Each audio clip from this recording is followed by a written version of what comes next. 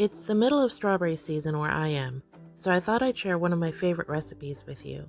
My grandmother's confiture is a slow-cooked jam that you can make with pretty much any fruit, a bunch of sugar, and a touch of coconut milk.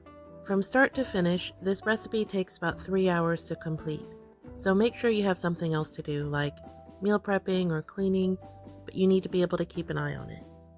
For this batch, I'm starting out with 8 pounds of strawberries that I'm soaking in cool water.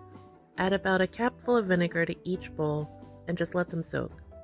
For 8 pounds of fruit, I bought a 2-pound bag of golden sugar.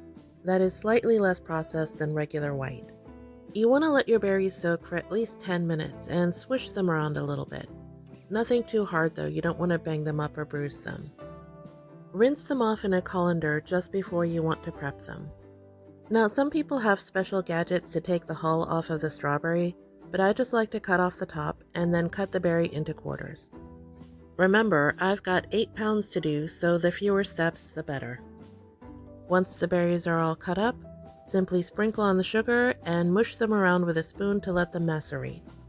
I had a couple of bowls off camera, and I ended up using just under the 2 pounds of sugar. It may seem like a lot, but it's really not. If you look at other jam recipes, some of them call for a 2-to-1 ratio of fruit to sugar, or even 1-to-1.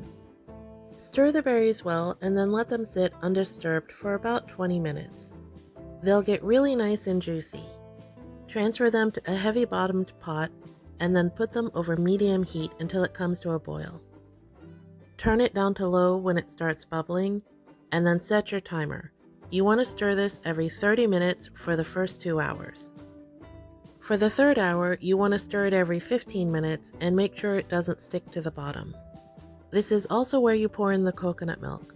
So for 8 pounds of fruit and 2 pounds of sugar, I used half a can of unsweetened coconut milk total. Give it a good stir and finish out the third hour of cooking. Now, it's not going to seem terribly thick, but don't worry, it'll set up when it cools. Now, I don't pressure can this or make it shelf stable in any way. I just kind of cook it, give it out to friends, and eat it pretty much right away. You can definitely freeze it though, so try that.